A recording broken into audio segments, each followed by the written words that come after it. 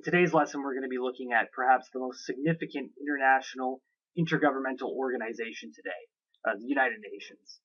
Now, the UN plays an important role in the international community. It's a place for people and governments to come together to solve global issues.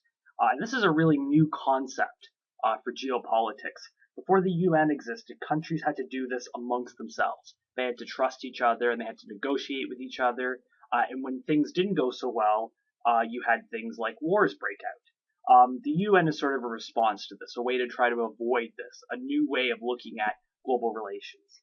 And it's responsible for finding solutions to anything ranging from armed conflicts, humanitarian crisis, and trying to address long-term issues that threaten global peace and security. So anything from terrorism to war to climate change to hunger.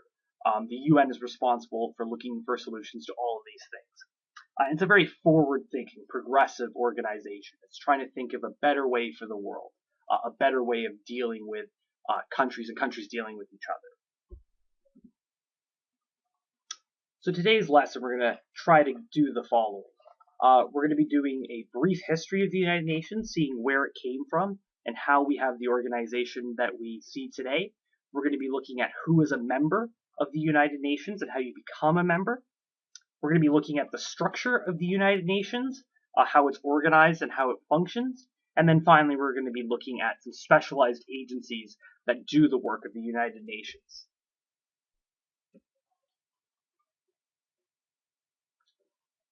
Now, to speak of the history of the UN, this dates back really to the end of World War II. It was established just after the peace treaties were signed at the end of World War II in October 1945 at the San Francisco Conference.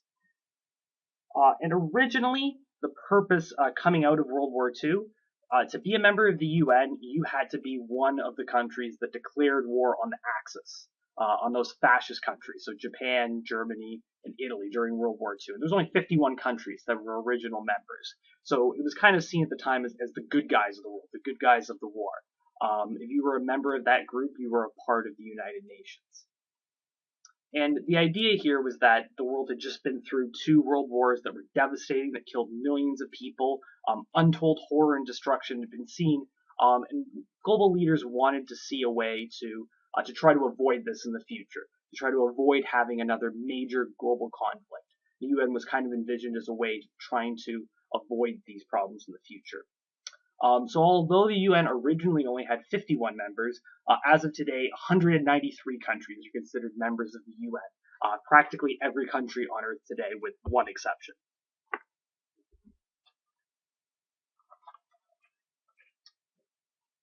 So just as a predecessor to the UN, we go back to the end of World War I. This had been attempted before with something called the League of Nations. So this was proposed at the end of World War I by the U.S. president, a man named Woodrow Wilson. So he had 14 points for sort of how to avoid the problems that led to World War I. So he was thinking of how we could avoid having those same tensions and issues that led to that conflict. And one of his solutions that he proposed was this forum for countries to come together to negotiate a solution to their problems, instead of feeling that they had to go to war in order to solve these issues. Now, before we can talk about the UN and the League of Nations, it's important to note that before World War I, war was really seen in a different light by world leaders. It was thought of as sort of an inevitable part of the global system. The horrors of World War I really changed this. So before World War I, again, war was seen as it was romanticized. You had paintings, of men on horses riding into battle. Poetry was written about soldiers, and death in battle was seen as heroic. And again, we still see some of these notions when we speak of war and we speak of the sacrifice of soldiers today. That kind of language we use. But again, this romanticization, it was really prevalent before World War I. That really changed though in 1914. And again, this is because of the new technologies that come out at the time. So, for example, things like machine guns makes killing really efficient. Poison gas, the horrors of that it caused. And then, other new technologies, things like planes and tanks that are around. The horrors of trench warfare. And again, with other technologies, things like photography and film, it makes it much easier to convey these images to a mass audience. So people are seeing this for the first time. It's harder to romanticize war. Even while it's being censored, you're still seeing brutality and destruction. It's coming across, and people are seeing this, and it's changing people's views. And with a lot of the writing and the art that comes after World War I, war is portrayed in a very different way. War had changed in people's minds. Now, although the League of Nations was designed to try to avoid this kind of conflict in the future, it did not do a great job at doing that. It failed to adequately address global conflicts following the First World War. And one of the issues that it really had no teeth, it had no way of dealing with those conflicts as they arose. So there are many very famous examples in the lead up to World War II, Italy invading Abyssinia, Germany annexing Czechoslovakia and Austria, Japan invading Manchuria, the Spanish Civil War. The League of Nations at the time did not have, they weren't able to do much to try to solve these conflicts. In fact, there's a very famous case of when the League of Nations was trying to deal with Japan after they had invaded Manchuria. They were sort of admonishing Japan, criticizing them, and the Japanese delegation just walked up and left the League of Nations. There was really nothing they could do about it. Ironically, one of the issues is that even though the League of Nations was designed to avoid another war, kind of the great powers at the time, namely Britain and France, after being through the First World War, they didn't want to go to war again. So ironically, their unwillingness to go to war, in many ways, historians would argue, led to the Second World War. So just quickly here, this map is showing you which countries were members of the League of Nations. And again, it gradually grew and had incorporated more members. And you can see here, it's a fairly global organization. Members from all over the world, and it's an attempt to incorporate these people from different economic systems, different continents. You can see every continent is represented in the League of Nations, but there's one major exception here on this map, and that's the United States. Again, ironically, even though it was a proposal of the U.S. president, the U.S., they did not join. And this was one of the real drawbacks of the League of Nations, one of the things that prevented it from being the effective organization that it could have been. So Wilson couldn't get Congress to approve of the U.S.'s involvement in the League of Nations, so they stayed out. They weren't involved at all. And again, when the U.S. at this point, they're quickly becoming a superpower, kind of that really powerful country that we know today. They have a lot of industrial power. They're a very rich country. Not being part of that organization really weakened it. And so in the lead up to World War II, again, Germany, Italy, Japan, they just ignored the League of Nations. They didn't really care what they had to think. So obviously we had World War II. So it was not an effective tool in preventing that war, and it was officially dissolved in April of 1946 once the UN comes in as a successor.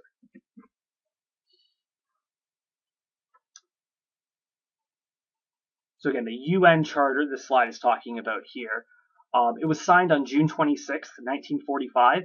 And this is sort of the founding document of the United Nations. It sets forth its purpose, its structure, and the obligations of member states. When a country becomes a member of the UN, they agree to accept the conditions and obligations of the UN Charter, which outline a set of principles by which all countries must abide. If you're going to be a member of the UN, you have to follow these rules. And the Charter covers topics such as international peace and security, developing friendly relationships among nations, cooperation in solving international problems, and respecting and promoting human rights around the world. So again, if you sign this document, you're agreeing to these terms. And as of 2016, you can see here there are 193 members of the UN, and there's only one exception to this rule. Pretty much if you're accepted as a country, you're a member of the UN. The only exception to this is Vatican City, which is a very small city-state, the smallest country in the world by population and by area, can fit inside of the city of Rome. It's the head of the Catholic Church. they are the only country that's effectively recognized that's not a member of the United Nations. However, they are recognized as an observer state. So what that means is that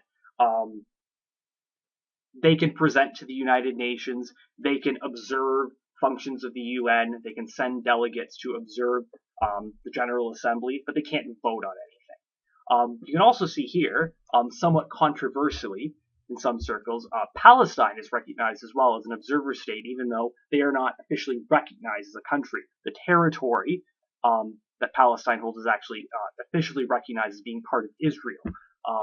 And so this was something in the past decade. Palestine was actually recognized as an observer state, a little bit controversial, but they have certain rights that other nations would not have. And the newest member of the UN, again, members had been added all the time from those original 51. Slowly but surely over time, new members were admitted. And the most recent country to be admitted to the UN was South Sudan, which was admitted in 2011. And to be admitted as a member of the UN, you need 2/3 of the General Assembly, so of these countries, to agree to let you in.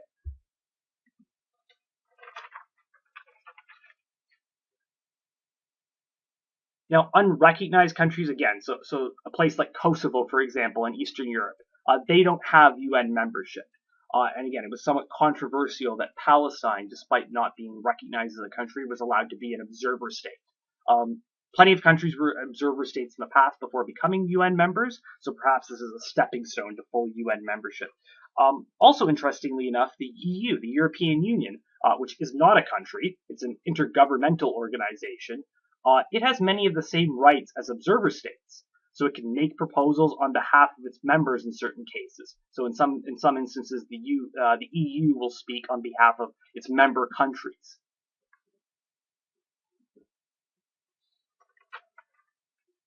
One important distinction that we want to make right off the bat here is that the UN is not a world government, and therefore it does not make international laws.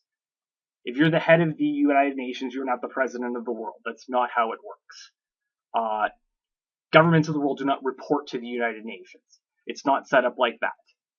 It's a different system. It's a place for countries to come together to create treaties and to work together to solve problems.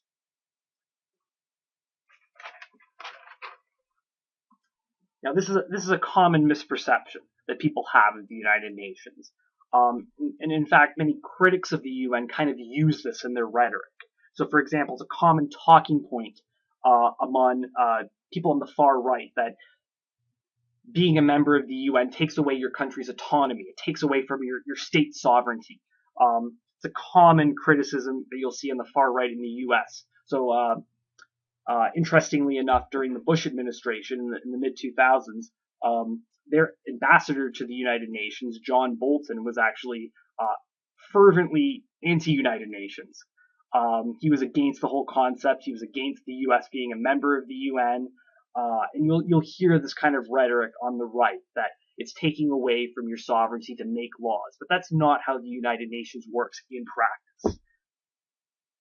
So the UN cannot, for example, force Canada to pass any kind of law. They can't tell us what to do. However, the UN, they can issue reports on the effectiveness of our domestic policies. So, for example, the UN has a permanent forum on Indigenous issues. So they release reports saying that Canada could do more to improve the living conditions amongst Indigenous people in Canada. They can't come in here and tell us to pass laws and to do things in terms of a relationship with Indigenous people. They can't force us to do that, but they can put pressure on us. And they can also hold us accountable to international agreements. So, for example, recently the Paris Climate Agreement that was signed. Those are targets which we are bound to if we pass and we agree to that agreement.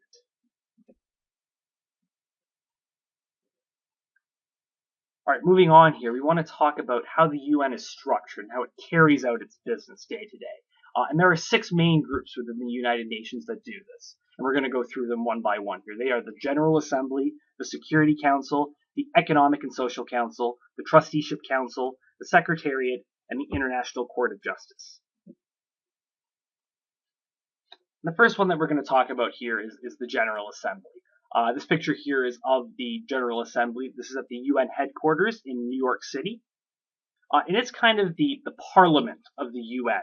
So all these seats here, this is where member countries would send delegates, send their ambassadors, and they'll meet here. World leaders will address the UN here, and this is where they would vote on different topics and resolutions that they may want to pass.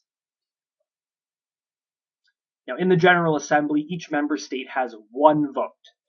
Whether you're the United States or China, you're a large country with lots of power, or you're a tiny state, you're San Marino, you get one vote in the UN. And this is kind of a change from, again, that idea at the start of the UN, when it was founded in 1945, that it was those 51 countries that had declared war on the fascist powers. Again, it was kind of seen as the good guys. Now there's been this sort of shift in attitude. It's more inclusive organization, but consequently, that means that regardless of whether or not you stand up for human rights or not, or you respect human rights, you still get one vote in the UN. So one criticism of the organization is that, countries like North Korea get one vote in the General Assembly, the same as Canada does, or Saudi Arabia, which doesn't have the best human rights record, gets the same number of votes as other countries that have much better human rights records.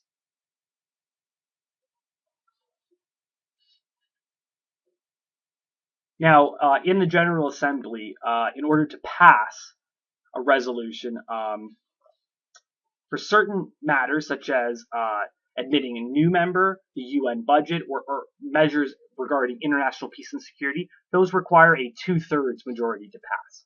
In all other matters, they require a simple majority, 50% plus one, in order to pass. Moving on, we want to talk about perhaps the most important or the most influential branch within the United Nations. We're going to talk about the Security Council. Now, the Security Council is responsible for maintaining peace and security throughout the world. And under the UN Charter, all member states are obligated to carry out the Council's decisions. So when they vote on something, they pass a resolution. If you're a member of the UN, you are obligated to carry out its decision. And it consists of 5 permanent members and 10 temporary, non-permanent, rotating members. So totaling 15 in all. And those 5 permanent members are China, France, Russia, the United Kingdom, and the United States. And so these were the countries at the end of World War II that were seen as the 5 great powers of the world. And that's why they are the 5 permanent members. And those other 10 members, they rotate on 2-year terms. They are elected to serve those terms, and they can come from any of the other countries within the UN. Although, again, if you have a better reputation as a country, if you've sort of proven to be a country that's easy to work with within the UN, you're committed to it, it's easier to get elected. So right now, actually, Justin Trudeau is trying to rehab some of Canada's reputation. Canada was actually passed over for a seat on the Security Council in 2010. The current Canadian government is lobbying to have a Security Council seat the next time it comes up. But again, there's a rehab process there to sort of rehab our reputation in order to get elected, because there's lots of competition for these seats. Now, in order to have something pass, a resolution pass on the Security Council, it requires 9 yes votes, not just a simple majority. And further complicating matters, all 5 permanent members, so again, China, France, Russia, Britain, and the US, they have the ability to veto any decision. So in other words, you could have a vote of 14-1 in favor of a resolution, but if that one no vote is from any of these 5 permanent members, the resolution does not pass. And again, this, some critics have argued, limits the effectiveness of this organization. It leads to lots of compromise in theory, but in practice, a lot of times leads to deadlock. Not a lot gets done as a result. And again, if a permanent member, you have an issue with them, it's really hard to pass a Security Council resolution against them. So for example, with Russia's annexation of Crimea in 2014, there wasn't really a whole lot the Security Council could do about that, because Russia's just sitting there ready to veto any decision that comes in. This was especially difficult during the Cold War, as you can imagine. Again, this was an organization that was created to prevent another world war for, 50 years almost. The U.S. and Russia were sort of the two countries that might go to war with each other to set off another world war, and they're sitting here on the Security Council ready to veto any decision that comes by. So this is, again, another area of tension, and it continues to this day. So, for example, with the situation in North Korea, Security Council has passed several resolutions demanding North Korea, stop its missile program, stop its nuclear program, passed a lot of sanctions against North Korea, but they're not quite as strong as some of the other member nations would like, particularly the United States, because China does not want the North Korean state to fail, to fall apart. They don't want those sanctions to be too difficult. Because if they do destabilize North Korea, if that state fails, there's going to be tons of refugees flooding into China. So in some cases, China hasn't been as strongly against North Korea as the other countries would like, because this is just one example, not to pick on China. This happens with all the other countries. With the United States, for example, and their relationship with Israel, there have been situations in the past as well. All right, moving on here to the Economic and Social Council. So this is the branch that coordinates the economic and social work of the UN.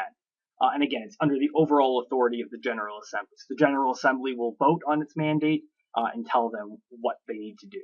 And issues that they're discussing are things like human rights, social development, the status of women around the world, crime prevention, how to deal with narcotics, as well as sustainable development throughout the world. And again, we're going to be coming across many of the organizations associated with the Economic and Social Council throughout this course. Kind of an interesting branch here of the United Nations, kind of an oddball within the group, is the Trusteeship Council. So it's composed of the 5 permanent members of the Security Council. And it was originally created to help what were called trust territories gain self-government or independence. So these were territories that might be former colonies that had been handed over originally to the League of Nations, and they were countries that were going to become independent. However, the last trust territory was an island in the Pacific, Palau, and it gained independence in 1994. So really, this organization's mandate has been fulfilled. It really only exists on paper at this point. There's an office for this Trusteeship Council, but it doesn't regularly meet. They don't really do anything at this point. And so its future is really up in the air. It hasn't done anything for over 20 years. So proposals for its future, they usually include, eliminating it altogether or changing its mandate to dealing with something to do with global development. But it's really hard to make these changes. It would require revisions to the UN Charter, which is really difficult to do. The second you open up the UN Charter for debate, everybody is going to be, throwing in their 2 cents with what else they want changed. So it's really difficult to get everyone to agree to that. So right now it's kind of just easy to leave this as a branch of the UN on paper only that doesn't actually do anything. The next branch that we're going to talk about is the Secretariat. And this man here, he's the current Secretary General of the United Nations, Ban Ki-moon of South Korea. And the Secretariat is the administrative branch of the UN. So it's directed by the other groups within the UN. Again, the current Secretary General is Ban Ki-moon of South Korea. The Secretary General, again, he's sort of the leader of the UN. And they are elected to 5-year terms.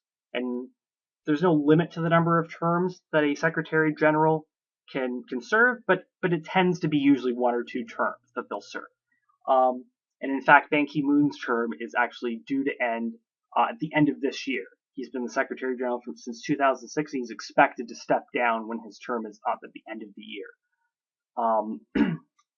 Now, the UN tries to pick candidates from diverse backgrounds. In fact, no country at this point has had more than 1 Secretary General. And they also try to pick candidates from different areas of the world. So they're not only coming from, Western Europe or or the Americas. They're coming from a wide range of places to get different perspectives on these issues. Now, the Secretary General is selected by the Security Council, and this process has long been very secretive, and there's been some attempts to reform it, to make it more transparent. So that's something we might see happen in the future. All right, and finally, the last group that we want to talk about here, one of these main branches, is the International Court of Justice. Now, it's based in The Hague in the Netherlands, and it's also known as the World Court. And again, this is a really new concept. It's a new way of dealing with disputes between countries. It's made up of 15 judges, which are elected by the General Assembly and the Security Council, and its mandate is to decide on disputes between countries.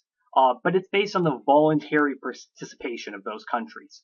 So you can see this is an option for countries. For example, let's say there's a border dispute between countries or a trade dispute. Those two countries can agree to take the matter to the International Court of Justice. And if they agree to do so, they then go through the court proceedings, and they are obligated to comply with the court's decision. It's an independent arbitration process, and whatever the court decides, they are obligated to respect it. And again, this is a very new way of dealing with geopolitical concerns. Again, 100 years ago, if two countries disagreed with each other, they had a trade disagreement or a border disagreement, they could negotiate it. They could send diplomats. They could look to other countries to try to mediate. But if talks broke down, there was always that looming threat of war. In fact, for many international relations experts at the time, it was seen as kind of an inevitable process. War was an inevitable part of the global experience. It was a way of dealing with your rivals when negotiations broke down. This is a new concept, that we have an alternative to that in the International Court of Justice.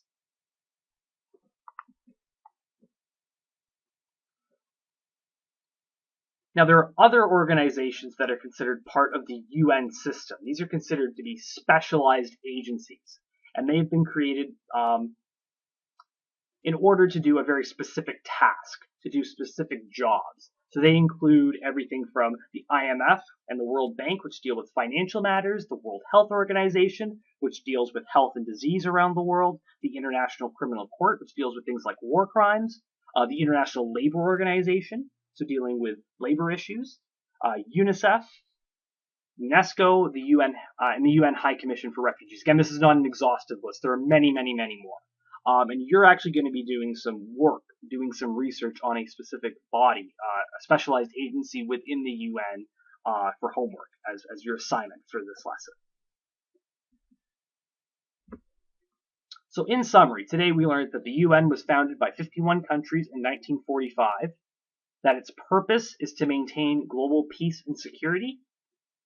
Today, almost every country has membership in the United Nations, and that the UN has 6 main bodies: the General Assembly, the Security Council, the Economic and Social Council, the Trusteeship Council, the Secretariat, and the International Court of Justice, as well as several more specialized agencies. Thank you.